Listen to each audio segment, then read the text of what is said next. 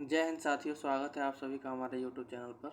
तो आज हम इसमें देखने वाले हैं 50 वैदिक युग के महत्वपूर्ण प्रश्न के बारे में, तो जो कि एग्ज़ाम के पॉइंट ऑफ व्यू से काफ़ी महत्वपूर्ण होते हैं, जो अक्सर केवीएस, जेएनवी और ईएमआरएस, डीएसएसबी आदि में पूछ लिए जाते हैं।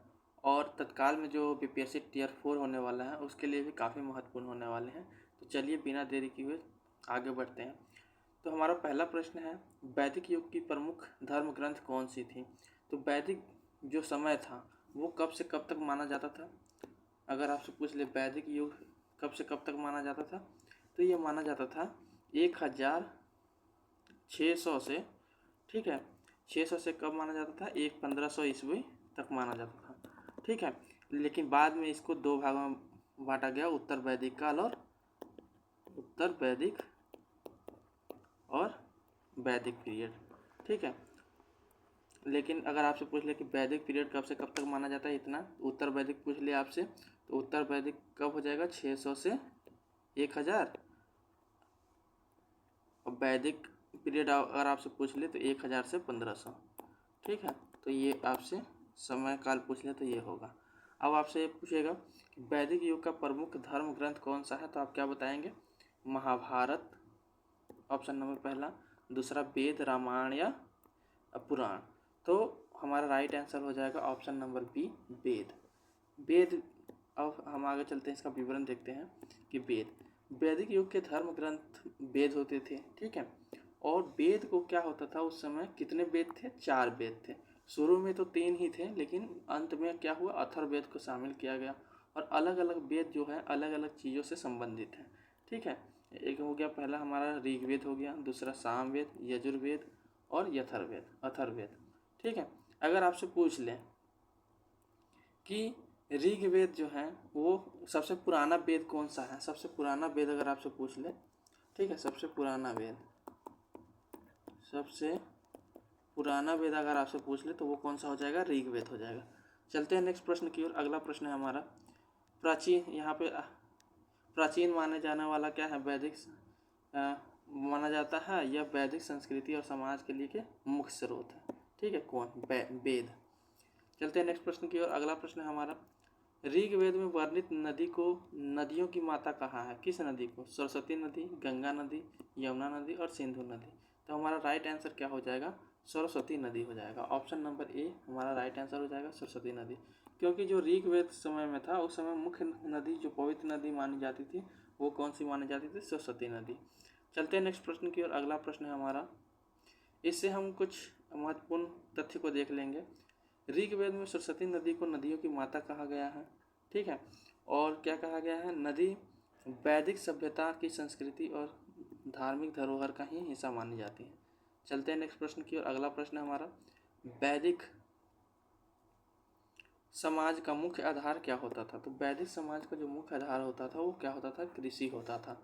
अगर आपसे पूछ ले कि हम लोग देख चुके हैं कि सबसे पुराना वेद कौन सा होता है, अगर आपसे पूछ लें कि ऋग्वेद में कितने मंडल हैं, ऋग्वेद में कितने मंडल हैं, तो आप लोग लगाइएगा 10 मंडल हैं, 10 मंडल हैं।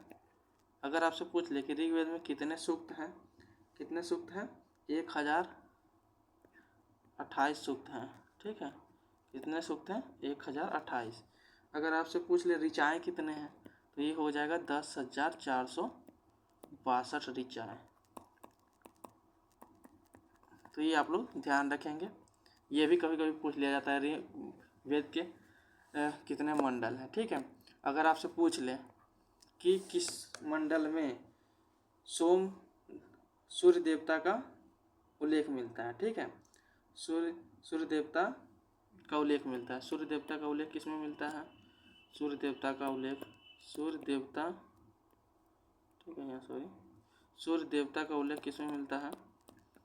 तो हम लोग लगाएंगे सूर्य देवता का उल्लेख हमें तीसरे मंडल में मिलता है। किसमें? तीसरे मंडल में। तीसरा मंडल हमारा राइट आंसर हो जाएगा। अगर आपसे पूछ ले कि 9वें मंडल में क्या है, ठीक है, चाहे आपसे पूछ ले कि सोम देवता का उल्लेख किस मंडल में, सोम देवता का उल्लेख किस में है, तो आप लोग लगाएंगे 9वें मंडल में, ठीक है, 9वें मंडल में। चलते हैं नेक्स्ट प्रश्न में। अगर 10वें मंडल में आपसे पूछ ले तो 10वां मंडल में क्या है, आप लोग जानते हैं पुरुष सूक्त है। पुरुष सूक्त यानी कि वर्ण व्यवस्था, ठीक है। पुरुष सूक्त यानी वर्ण व्यवस्था का जिक्र है कि वर्ण व्यवस्था, आपसे पूछ ले कि वर्ण व्यवस्था किसमें है, तो वर्ण व्यवस्था पूछ लें तो वर्ण व्यवस्था के लिए आप लोग आए हैं 10वें मंडल में, ठीक है। चलते हैं नेक्स्ट प्रश्न की ओर। अगला प्रश्न है हमारा, वैदिक काल में राजा का पद कैसे प्राप्त होता था। तो उस समय जो राजा होते थे वो चुनाव के द्वारा चुने जाते थे, वंशानुगत होते थे, तपस्या होते थे, या योद्धा बनने से होते थे। तो जो होता था वो वंशानुगत होता था, जो भी राजा चुना जाता था वंशानुगत होता था। पारंपरिक वैदिक काल में राजा का चुनाव सभा और समिति द्वारा किया जाता था, ठीक है। उस समय जो जो होता था राजा, वंशानुगत तो होता था, लेकिन वो किसके द्वारा चुना जाता था, सभा और समिति के द्वारा चुना जाता था, ठीक है। कि ये योग्य है, राजा के योग्य है और यही बनेगा, लेकिन एक ही कुल से चुना जाता था, ठीक है। कि मान लीजिए एक कुल में क्या है, 5 भाई हैं, तो जो उसमें सबसे योग्य होता था उसको सभा और समितियों के द्वारा राजा चुन लिया जाता था। चलते हैं नेक्स्ट प्रश्न की ओर। अगला प्रश्न है हमारा, वैदिक काल में सबसे अधिक पूजनीय देवता कौन सा माना जाता है। तो हम लोग देखेंगे उस काल में जो सबसे हमारे मुख्य देवता थे वो कौन थे, अग्नि थे, ठीक है, या इंद्र थे, या वरुण थे, तो विष्णु थे। हमारा राइट आंसर हो जाएगा ऑप्शन नंबर बी, इंद्र थे। इंद्र को काफ़ी प्रमुख माना गया है उस समय। ऋग्वेद में इंद्र सबसे अधिक पूजनीय देवता माने जाते हैं। और इंद्र अगर आपसे पूछ ले कि इंद्र किस चीज़ के देवता हैं, तो हमारा राइट आंसर क्या हो जाएगा, इंद्र जो है वो वर्षा के देवता हैं। क्या है, वर्षा के देवता हैं, ठीक है। और युद्ध के देवता अगर पूछ ले, युद्ध और वर्षा के देवता किसे माना जाता है, तो ये हमारे इंद्र हो गए। चलते हैं नेक्स्ट प्रश्न की ओर। अगला प्रश्न है हमारा, वैदिक काल में सभा और समिति क्या दर्शाते थे, ठीक है।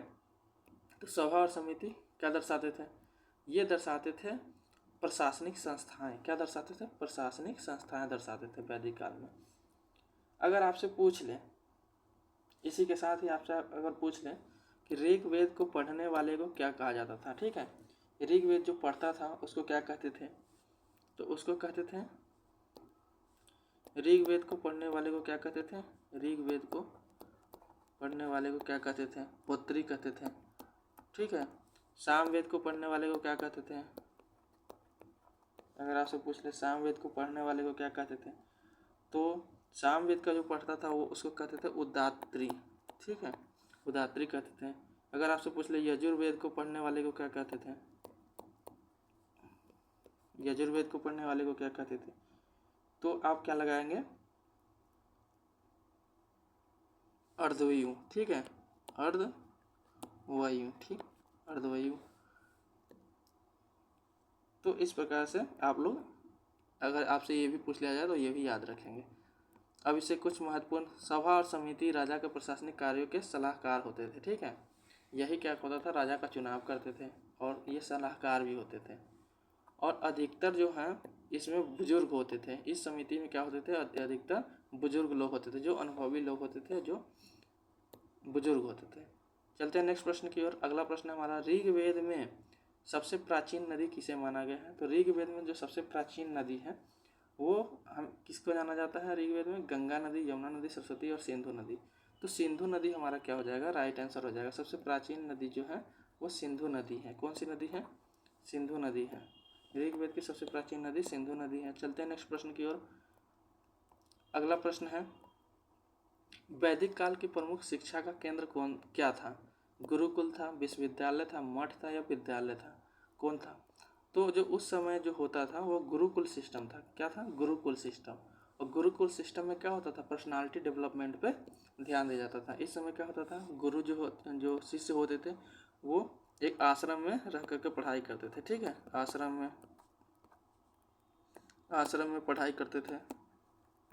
और जो किस पे ध्यान दिया जाता था, पर्सनालिटी डेवलपमेंट पे ध्यान दिया जाता था। क्या, पर्सनालिटी डेवलपमेंट पे ध्यान दिया जाता था, संपूर्ण डेवलपमेंट, ठीक है, ऑल राउंड डेवलपमेंट होता था। इसमें हम देखें कि वैदिक काल की शिक्षा का प्रमुख माध्यम कौन था, गुरुकुल सिस्टम था। और इसमें विद्यार्थी गुरु के सानिध्य में रहकर वेद, धर्म आदि का विषयों पर अध्ययन करते थे, ठीक है। और इससे क्या होता था, उसके चरित्र का विकास होता था, ठीक है, जो कि कैरेक्टर उसके होते थे उसमें परिवर्तन होता था। अब हम लोग नेक्स्ट प्रश्न देखेंगे, वैदिक काल में दस्यु किसे कहा जा गया है? दस्यु। किसानों को कहा गया है, शत्रु जनजातियों को कहा गया है, पुरोहित को कहा गया या व्यापारी वर्ग को कहा गया। तो दस्यु शब्द जो है वो शत्रु जनजाति वर्ग के लिए प्रयोग किया गया है। किसके लिए किया गया है? शत्रु जनजाति शब्द के लिए प्रयोग किया गया है। इससे संबंधित तथ्य के बारे में हम लोग देखेंगे। वैदिक साहित्य में जो दस्यु शब्द है वो शत्रु जनजातियों को कहा गया है, जो आर्य जनजाति के विरोधी थे और वैदिक रीति रिवाजों का पालन नहीं करते थे। उन्हें क्या कहा जाता था? दस्यु कहा जाता। मतलब जो वैदिक चीज़ों को नहीं मानते थे उसी को क्या कहा जाता था? दस्यु कहा जाता था। अब हम देखेंगे कि वैदिक युग में सोमरस क्या था। जैसे सोमरस उस समय क्या होता था कि सोमरस किसको कहा जाता था? पेय पदार्थ यानी कि मदिरा, ठीक है, उसको कहा जाता था पेय पदार्थ। ये क्या होता था? धार्मिक पेय पदार्थ था जिसे वैदिक यज्ञों के दौरान उपयोग में लाया जाता था। उस समय जो आ रहे थे वो वैदिक मतलब का पूजा पाठ में भी क्या करते थे? पेय पदार्थ पिया करते थे। और क्या होता था? उससे शुद्ध माना जाता था। सोम नामक पौधे से बनाया जाता था, ठीक है। ये इस टाइप का नहीं होता था कि आज के समय का जो शराब है उस टाइप का नहीं होता था। ये सोम नामक पौधे से बनाया जाता था। इसे देवताओं को अर्पित किया जाता था पहले और फिर खुद को पिया जाता था। चलते हैं नेक्स्ट प्रश्न की ओर। अगला प्रश्न हमारा, वैदिक समाज में वर्ण व्यवस्था का आधार क्या था? तो जो वर्ण व्यवस्था का आधार था, जन्म था, धन था। तो समय ये नहीं था कि वर्ण व्यवस्था क्या है। वर्ण व्यवस्था का मुख्य विशेषता क्या था कि उसके गुण और कर्म के आधार पे उसको उस वर्ण में रख दिया जाता था। जैसे कोई लोहा का काम कर रहा है तो लोहार, ठीक है। ये जरूरी नहीं था कि वह वंशानुगत था कि एकदम जो एक बार लोहार हो गया वो लोहार ही रहेगा, ऐसा नहीं था। उसके गुण और कर्म के आधार पे माना जाता था। लेकिन आज क्या हो गया, वर्ण व्यवस्था एकदम उस समय से ही चल दिया। और जो वर्ण व्यवस्था था वो किस मंडल में था आपको बता ही चुके हैं, 10वें मंडल में था। चलते हैं इसके कुछ महत्वपूर्ण तथ्यों को देखते हैं। प्रारंभिक वैदिक काल में वर्ण व्यवस्था गुण और धर्म के आधार पर था। व्यक्ति का कार्य सामाजिक वर्ग को निर्धारित करता था। बाद में यही जन्म आधारित हो गया कि मतलब उसी के घर में जो जन्म लिया वो लोहार हो गया। तो इस प्रकार से अब हम लोग देखेंगे कि ऋग्वेद में किस पशु को सबसे अधिक पवित्र माना गया। तो जो ऋग्वेद में है वो गाय को सबसे अधिक पवित्र माना गया। और गाय के लिए एक शब्द यूज किया गया है। कौन सा शब्द यूज किया गया? अघन्या।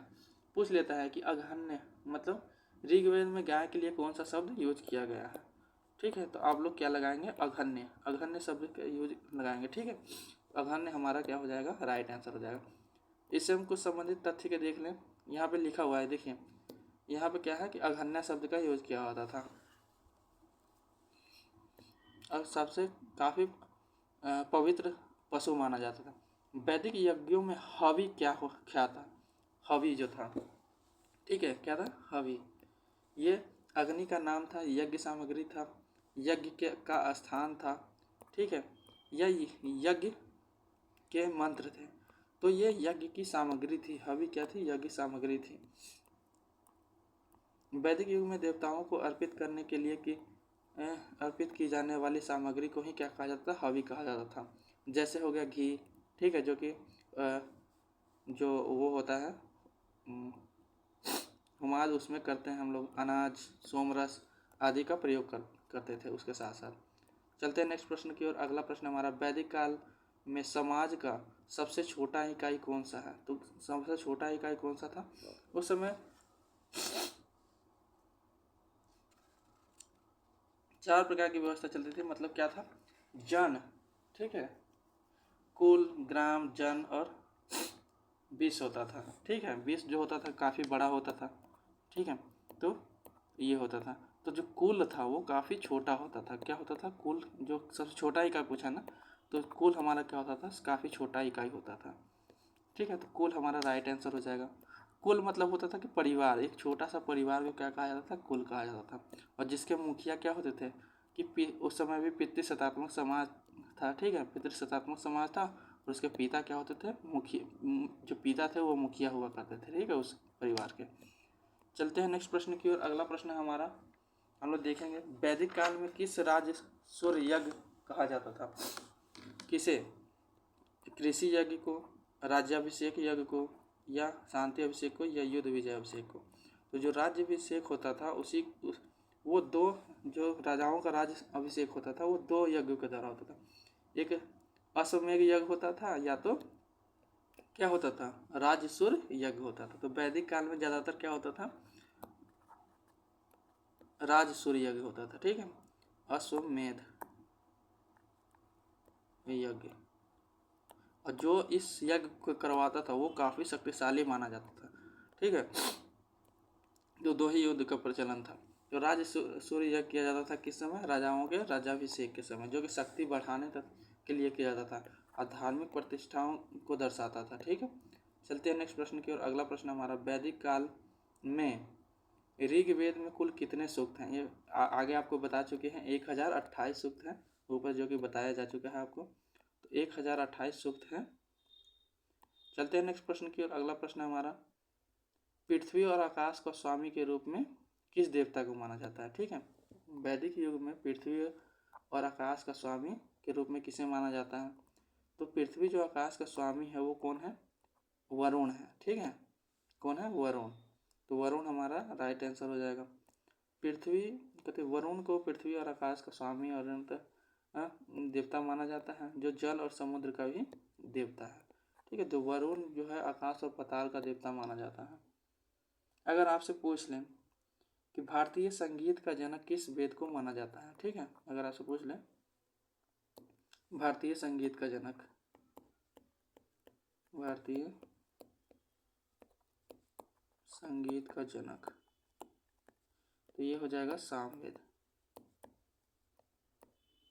सामवेद। ठीक है, राइट आंसर हो जाएगा। चलते हैं नेक्स्ट प्रश्न की ओर। अगला प्रश्न हमारा, वैदिक काल में गायत्री मंत्र किस देवता को समर्पित है? तो जो गायत्री मंत्र है, अग्नि, सूर्य, इंद्र या वरुण?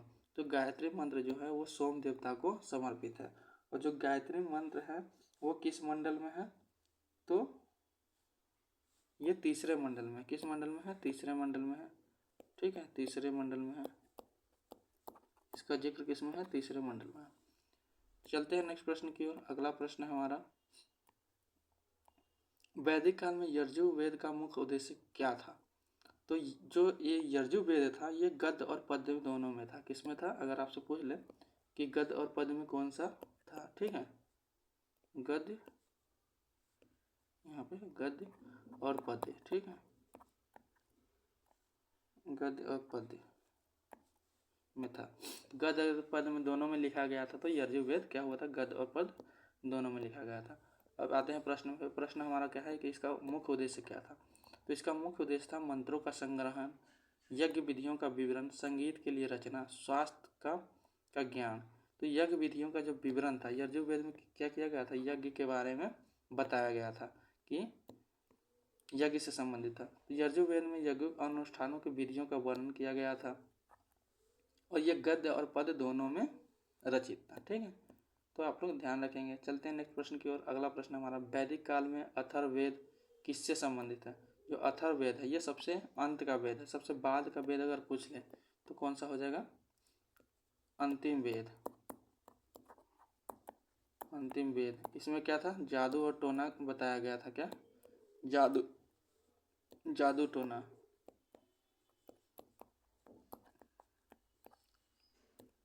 और जो ये था जादू टोना से किससे था? जादू टोना से संबंधित था। तो यहाँ पे यही होगा हमारा राइट आंसर, जादू टोना।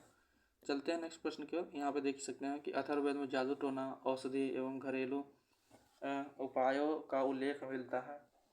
यह वेद सामान्य जीवन के समस्याओं का समाधान करता है। ठीक है, अब चलते हैं नेक्स्ट प्रश्न की ओर। अगला प्रश्न हमारा, वैदिक काल में पुरोहितों का मुख्य कार्य क्या था? तो पुरोहितों का मुख्य कार्य क्या होता था? यज्ञ कराना होता था। यहाँ पे देखेंगे यज्ञ कराना, तो यज्ञ कराना हमारा राइट आंसर हो जाएगा। यहाँ पे देख लेते हैं, वैदिक समाज में पुरोहित राजाओं का धार्मिक सलाहकार होता था। जो पुरोहित होता था वो धार्मिक सलाहकार होता था राजा का। यह मुख्य यज्ञ एवं अन्य धार्मिक अनुष्ठानों को संपन्न कराता था। अब हम लोग देख लें अगला प्रश्न, वैदिक काल में गृहपति कौन होता था? जो गृहपति होता था उस समय वैदिक युग में, वो हमारा होता था परिवार का मुखिया होता था। कौन होता था? परिवार का मुखिया होता था।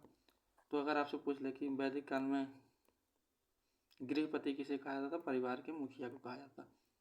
अब नेक्स्ट प्रश्न हम लोग देखेंगे, वैदिक काल में समाज में कितने वर्णों में विभाजित किया गया था? तो कितने वर्णों में विभाजित किया गया था? 4 वर्ण। ऑप्शन नंबर हम देखेंगे 3, 4, 5 या 6। 4 वर्णों में विभाजित किया गया था। वो 4 वर्ण कौन कौन से थे देखेंगे यहाँ पे, ब्राह्मण, वैश्य, शूद्र। ठीक है, ब्राह्मण, क्षत्रिय, वैश्य और शूद्र। ब्राह्मण क्या होता था? ब्राह्मण को माना गया है कि ये क्या था कि आदि पुरुष के सिर से निकला हुआ है। ठीक है, और शूद्र को क्या माना गया था कि ये पैर से है। ठीक, और वैश्य को जंघा से, और ये यानी और ये दोनों बाहों से। क्षत्रिय क्या होता था? बाहों से, इसीलिए इसको काफ़ी युद्ध के लिए जाना जाता था। ठीक है, ब्राह्मण क्या होता था? पूजा के लिए जाना जाता था। और ये इस सब शूद्र जो होता था इस सारी चीज को क्या करता था कि मदद करने के लिए, उनकी जो छोटी मोटी काम है वो करने के लिए माना जाता था। तो इस प्रकार से उस समय परंपरा थी। वैदिक काल में गृहस्थ किस आश्रम का प्रतीक है? गृहस्थ क्या है? पहला प्रतीक है, दूसरा, तीसरा या चौथा? तो दूसरा प्रतीक है। गृहस्थ जीवन क्या था? दूसरा प्रतीक था। यहाँ पर देखेंगे वैदिक काल में जीवन के 4 आश्रमों को बताया गया है। कितने आश्रम को बताया गया है? 4 आश्रम। अगर आपसे पूछ ले कि आश्रम कितने हैं तो 4। कौन से हैं? ब्रह्मचर्य, मतलब व्यक्ति क्या होता है? पहले कुमारा होता है, फिर उसके बाद गृहस्थ, मतलब उसकी शादी हो जाती है, वो गृहस्थ जीवन में आ जाता है। फिर वानप्रस्थ और फिर संन्यास। लास्ट में क्या होता है? वो संन्यास। तो ये 4 आश्रम बताया गया है। तो बताया गया है कि जो गृहस्थ आश्रम वो किसका प्रतीक है? दूसरा का है। वो एक सीरीज में है कि पहला आगे ब्रह्मचर्य आश्रम आएगा, फिर दूसरा गृहस्थ आश्रम। ठीक है, तो इस प्रकार से इसकी सीरीज भी आप लोग याद रखेंगे। चलते हैं नेक्स्ट प्रश्न की ओर। अगला प्रश्न हमारा, वैदिक युग में सप्त सिंधु का क्या अर्थ है? सप्त सिंधु का क्या अर्थ है? जो सप्त सिंधु का अर्थ है कि 7 नदियाँ। क्या है? 7 नदियाँ हैं। चलते हैं इसमें देखते हैं कि सप्त सिंधु का अर्थ 7 नदियाँ। इसमें प्रमुख नदियाँ सिंधु, सरस्वती, वितस्ता, झेलम, चिनाब, रावी और सतलज हैं। ये क्षेत्र वैदिक सभ्यताओं का केंद्र है। वैदिक युग में अश्वमेध यज्ञ का उद्देश्य क्या था? तो अश्वमेध यज्ञ जो था वो राजा और राजकुमार का, ये हम लोग देख चुके हैं कि उसका राजाभिषेक होता था, जो राजाओं की प्रतिष्ठा और धार्मिकता को दिखाता था। ठीक है, चलते हैं नेक्स्ट प्रश्न की ओर। अगला प्रश्न है हमारा, वैदिक समाज में गोधली का क्या अर्थ होता था? गोधली का जो अर्थ था वो शाम का समय था, या प्रातः काल था, या दोपहर था, या यज्ञ का समय था। तो शाम का समय, गोधली का क्या मतलब था? शाम का समय। जो गोधली शब्द था वो शाब्दिक अर्थ क्या था? गायों की धूल। मतलब वह समय होता था जब गाय चारागाह से लौटती थी। मतलब शाम के समय गाय को कब चराने ले जाते हैं? शाम के समय। और जब गाय लौटती थी उसी को क्या कहा जाता था? गोधली कहा जाता था। वैदिक काल में किसने नैतिक और सामाजिक व्यवस्थाओं पर नियंत्रण किया है?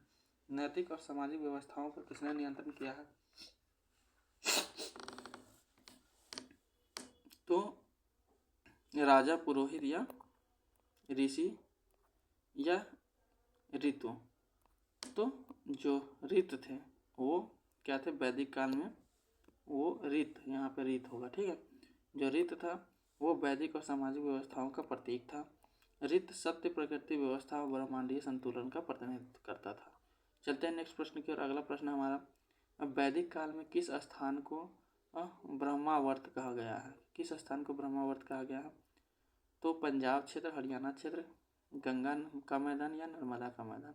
तो जो हरियाणा का क्षेत्र था, ठीक है, हरियाणा का जो क्षेत्र था इसी को क्या माना जाता है? ब्रह्मावर्त के नाम से कहा जाता है। ठीक है, इसे वैदिक संस्कृतियों का केंद्र माना जाता है। वैदिक संस्कृतियों का केंद्र माना जाता है, इसीलिए क्या कहा जाता था?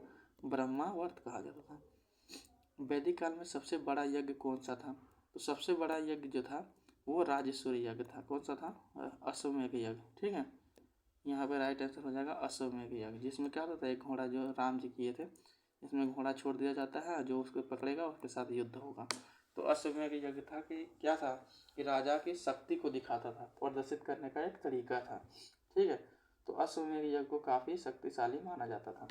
अब हम लोग चलते हैं नेक्स्ट प्रश्न की ओर। अगला प्रश्न हमारा, वैदिक समाज में विवाह कौन सा प्रकार अधिक प्रचलित था? तो जो उस समय था कि ब्रह्म विवाह, कौन सा? गंधर्व विवाह।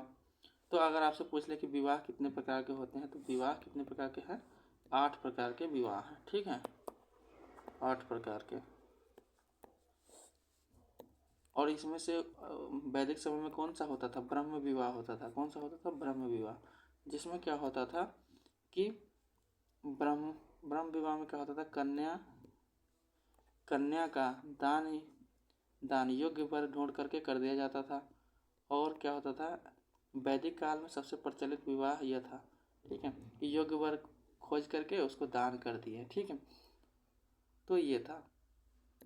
चलते हैं नेक्स्ट प्रश्न की ओर। अगला प्रश्न हमारा, वैदिक काल में प्रजापति का अर्थ क्या होता था। प्रजापति मतलब प्रजा, समाज का मुखिया, सृष्टि, ठीक है, सृष्टि के रचयिता।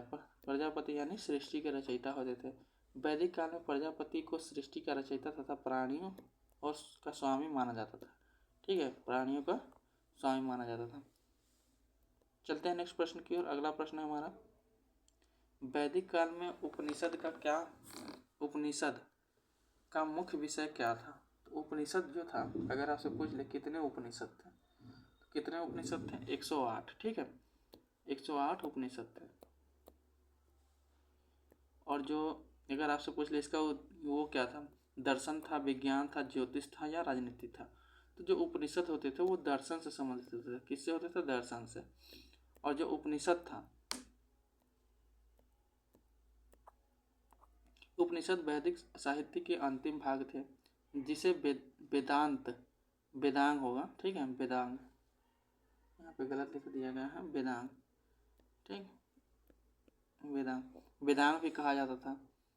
इसका मुख्य विषय क्या था, आत्मा, ब्रह्म, मोक्ष और दर्शन से संबंधित था। चलते हैं नेक्स्ट प्रश्न की ओर। अगला प्रश्न हमारा, वैदिक युग में संग्राम किसका प्रतीक है। जो संग्राम है वो कृषि संघर्ष, जल का अधिकार, पशुपति या राज्य विस्तार। तो पशु संपत्ति ही क्या है,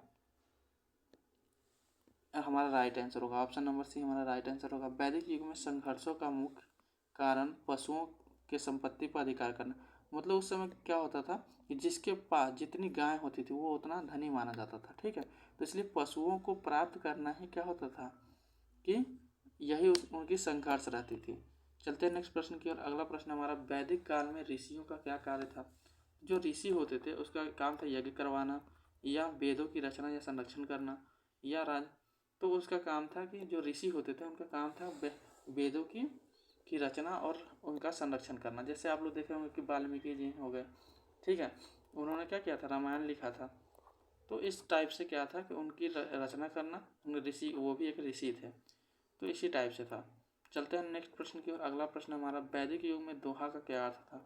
अनाज का माप, दुग्ध उत्पादन, धार्मिक अनुष्ठान या गीत। तो दुग्ध उत्पादन था, ठीक है, दोहा का मतलब क्या था, दुग्ध उत्पादन। तो दोहा का अर्थ था दूध निकालना था। दूध उत्पादन का समाज में बहुत महत्व था, क्योंकि गाय संपत्ति और पोषण का मुख्य स्रोत था, इसलिए, ठीक है, क्योंकि लोग गाय बहुत रखते थे। अगर आपसे पूछ ले कि वेदांग कितने थे, ठीक है, वेदांग कितने हैं, वेदांग और आपसे पूछ लें, यहाँ पे लिखते हैं वेदांग। वेदांग कितने हैं, तो 6 हैं। कौन कौन से हैं, कौन कौन से हैं अगर आपसे पूछ लें, तो आप लोग लगाएंगे शिक्षा, ज्योति, कल्प, निरुक्त, छंद, ठीक है। शिक्षा, ज्योति, कल्प, निरुक्त,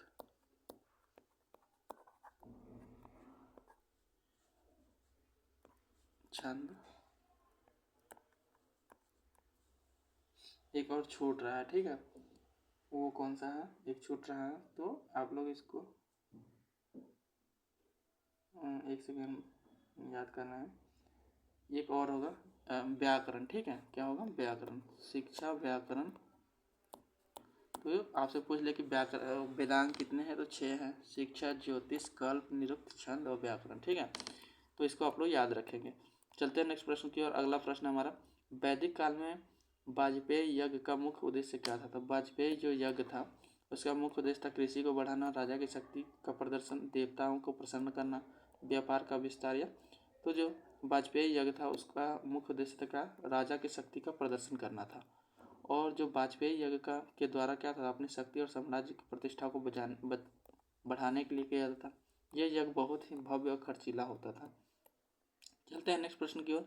वैदिक काल में निष्क निष्क क्या था? निष्क शब्द का उपयोग किसके लिए किया गया था? सोने के मुद्रा के लिए, तांबे के बर्तन के लिए, वस्त्र के लिए या शस्त्र के लिए? तो निष्क शब्द का उपयोग सोने के मुद्रा के लिए किया गया था। और जो यह क्या होता था, व्यापार और वस्त्रों के विनिमय में उपयोग की जाती थी। चलते हैं नेक्स्ट प्रश्न की ओर। अगला प्रश्न हमारा, वैदिक काल में समाज का प्रमुख भोजन का स्रोत क्या था? तो जो भोजन का स्रोत था वो हमारा क्या था? मांस और दूध था, अनाज और फल था, सब्जी और जड़ें थी या रोटी और? तो अनाज और फल था। ठीक है, अनाज और फल था। उस समय लोग काफ़ी धार्मिक होते थे और मुख्य भोजन क्या था? अनाज और फल था।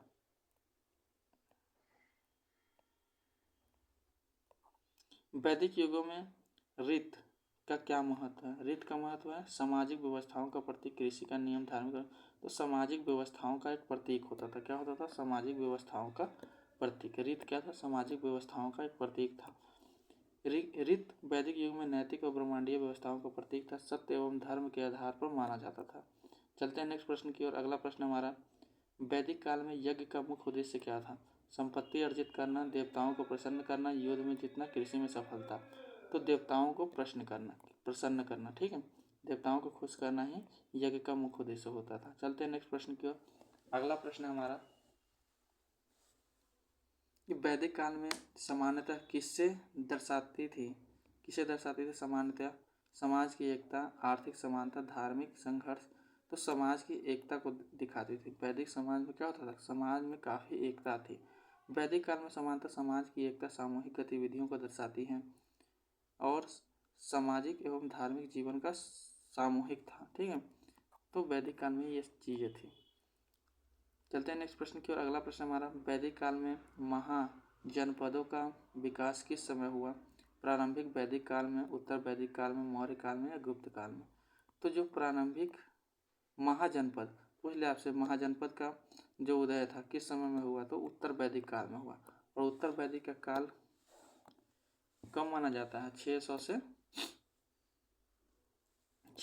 1000। ठीक है, 600 से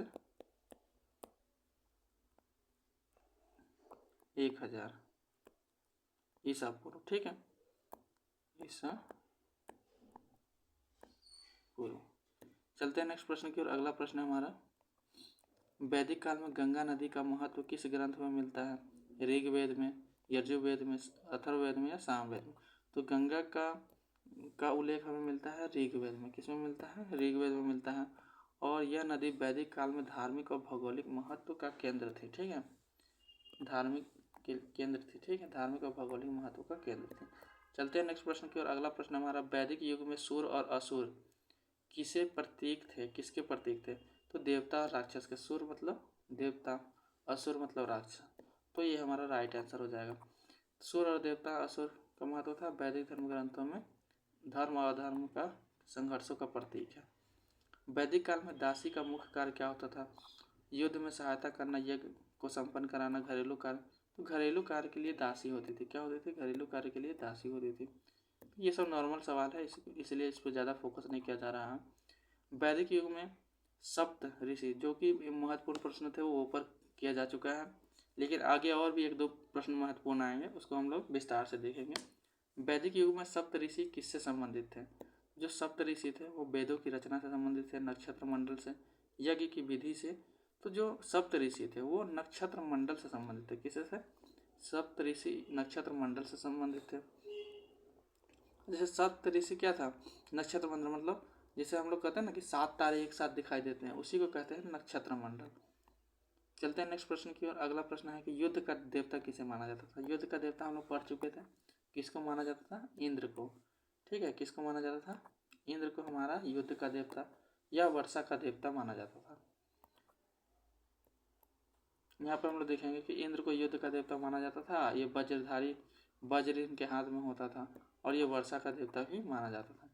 वैदिक युग में सभा का कार्य क्या था? तो जो सभा का कार्य था वो क्या था? राजा को सलाह देना। क्या था? राजा को सलाह देना। तो इसमें ये बहुत सारे ऑप्शन हैं, तो इसमें राजा का सलाह, ऑप्शन नंबर सी हमारा राइट आंसर होगा। सभा और समिति होती थी। ठीक है, तो यहाँ सभा पूछा गया। वैदिक काल में सरस्वती नदी को किस नाम से जाना जाता था? तो ये महत्वपूर्ण प्रश्न है, आप लोग ध्यान रखेंगे। सप्त सिंधु, जीवनदायिनी, नदीतम या नदियों की माता। तो हम लोग ऊपर ही देख चुके हैं, नदियों की माता के नाम से जानते थे। और क्या था कि सरस्वती नदियों का काफ़ी उल्लेख था ऋग्वेद में, ठीक। तो और इसे जीवनदायिनी भी कहा जाता था। चलते हैं नेक्स्ट प्रश्न की ओर। अगला प्रश्न हमारा, वैदिक समाज में सबसे अधिक पूजनीय वृक्ष कौन सा था। तो पूजनीय वृक्ष की बात कर ले, पीपल, आम, नीम या बट वृक्ष। तो पीपल क्या हो जाएगा हमारा राइट आंसर हो जाएगा। आज भी हम लोग पीपल का क्या करते हैं, पूजा करते हैं। आज भी हमारे लिए पीपल काफ़ी महत्वपूर्ण है, लेकिन उस समय बहुत ज़्यादा महत्वपूर्ण था। वैदिक काल में शिक्षा का मुख्य साधन क्या था। पाठशाला, गुरुकुल, इसको भी हम लोग ऊपर देख चुके हैं, गुरुकुल सिस्टम था।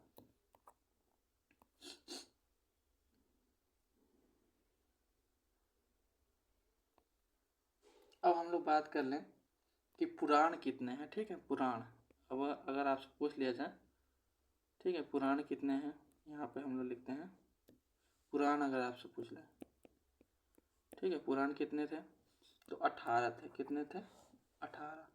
और इसके जो रचयिता थे, रचयिता ये भी पूछ लेते हैं। तो रचयिता इसका कौन था, लोमहर्ष, लोमहर्ष और उग्र सर्वा, उग्र सर्वा। अगर आपसे पूछ ले कि विष्णु पुराण, ठीक है, विष्णु पुराण किस वंश से संबंधित है। विष्णु पुराण, विष्णु पुराण किस वंश से संबंधित है, तो क्या लगाएंगे, मौर्य वंश। तो ये आपके लिए कुछ महत्वपूर्ण प्रश्न है, इसको ध्यान रखेंगे। चलते हैं नेक्स्ट प्रश्न की ओर। अगला प्रश्न हमारा कि वैदिक युग में किस पशु को समृद्ध प्रतीक माना जाता है। तो हाथी को माना जाता है, गाय को माना जाता है, तो गाय को माना जाता है, ठीक है। गाय उस समय क्या था, काफी प्रसिद्ध था।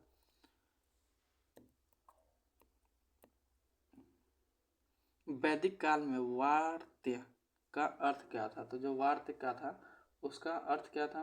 तो जो वार्त्य होता था, राजा का दूत होता था, धर्म का पालन न करने वाला होता था, पुजारी होता था, यज्ञ करने वाला पुजारी होता था, या तो धर्म को पालन न करने वाला होता था। वार्त्य कौन होता था, धर्म को पालन न करने वाला होता था। और इस प्रकार से क्या हुआ, हमारे 50 से अधिक प्रश्न पूरे हुए। तो आप लोगों को वीडियो कैसा लगा। अगर वीडियो अच्छा लगा तो लाइक करिए, सब्सक्राइब करिए एंड शेयर करिए। मिलते हैं नेक्स्ट वीडियो में। जय हिंद, जय भारत।